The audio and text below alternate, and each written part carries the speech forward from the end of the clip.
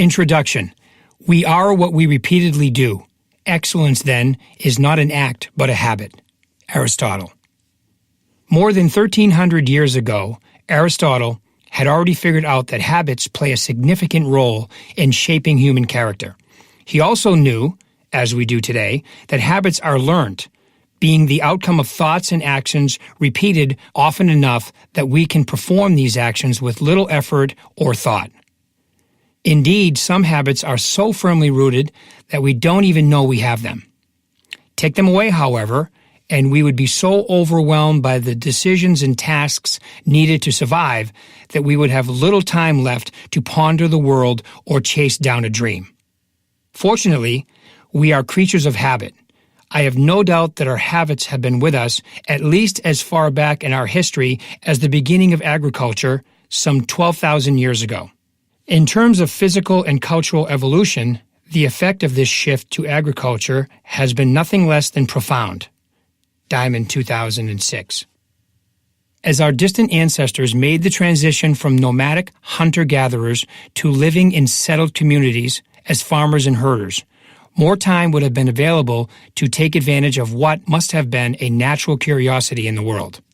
Humans possess a seemingly infinite capacity to learn and an extraordinary ability to imagine ourselves in the future. This enables us to anticipate and plan for events in order to affect the outcome, for things that haven't even happened yet. This is a remarkable human feature rarely found in nature, and it will play a central role throughout our history. Planning and affecting the future has led us to become masters of adaptation. It was an easy leap from there to the top of the food chain and the belief that we are masters of the earth. I wonder, though, are we equally masters of our own behavior? Not always. We often struggle against learning anything that takes effort, and change of all sorts can be downright threatening. If you were among the casualties of the sweeping corporate layoffs during the 1980s, you know the fear of change. Every time we set our minds to the task of learning a new skill or a new routine, we have made a change in our behavior. And we all know what that kind of change is. It's hard. In fact, we've managed to convince ourselves that we cannot change how we are and that this condition is normal. We've even gone as far as to force the idea on our pets. You can teach an old dog a new trick, after all. Now you know the downsides to habit change. But we can change and we can learn new behaviors. Any thought or action is able to become a habit, but it has to be learned through practice that can be difficult and time-consuming. Think about driving a car, for example. Ideally, before getting behind the wheel, we have to learn the rules of the road and pass a written test to verify our knowledge. Then, from the driver's seat, we have to watch our speed, stay within the lines, check our blind spot, and keep our eyes on the road and everything else around us in every direction all at the same time. We have to pay attention to the gaugers and the meters and the dashboard, comply with all traffic signs and signals, and anticipate what the other guy will do next. We use our hands to steer and to shift gears, and we apply the clutch and hit the brakes with our feet, while simultaneously making split-second decisions based on all the sensory data we've been taking in. With practice, our ability to process the incoming flood of detail becomes second nature, while driving becomes just another habit. This is the beauty, where it all comes together. Habit is what makes it possible to merge a car safely onto a freeway and drive at speeds in excess of 55 miles per hour while singing along to Madonna's Like a Virgin. The fact is, we go about our daily lives while our habits run silently in the background, largely unnoticed. Silently, that is, until we acquire a bad one. You know what they are: smoking, overeating, alcohol abuse. I'm sure you can come up with a few more. These habits of addiction wreak havoc on the lives of the afflicted and disrupt the lives of family and friends. Addictive behavior is extremely difficult to overcome, especially substance abuse that usually requires outside support or intervention and a struggle for sobriety that goes on for years, if not for an entire lifetime. These bad habits can kill. There is another bad sort of behavior that is not easily recognized because when the behavior occurs in an isolated incident versus something done repeatedly, it is noticed and forgotten quickly.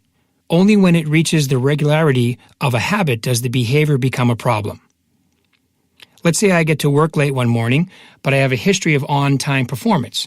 The infraction is first, so I am forgiven. It is highly unlikely that habitual tardiness will kill me, but going hungry after being fired is not a good situation for me. When any pattern or behavior or thoughts keeps you from achieving your goals or stands in the way of your ability to meet obligations and responsibility, then your routine is a bad habit that limits your life choices of what you can achieve. The life you want and deserve will remain just out of reach. My goal is to give you a powerful set of tools and ideas that can transform your life. The methods in this book are so simple to use and easy to understand that you can start using them today.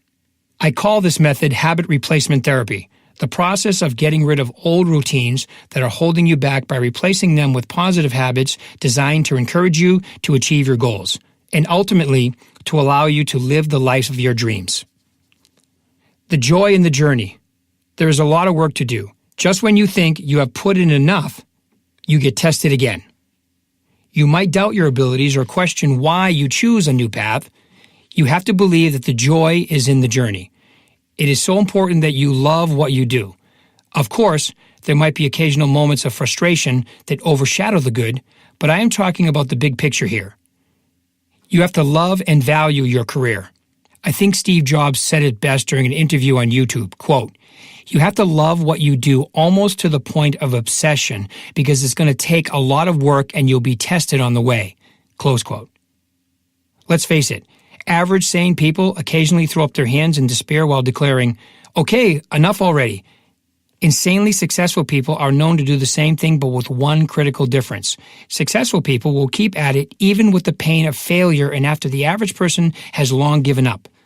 The path to success makes you a little bit loony, or maybe you have to be a little crazy to reach for it in the first place.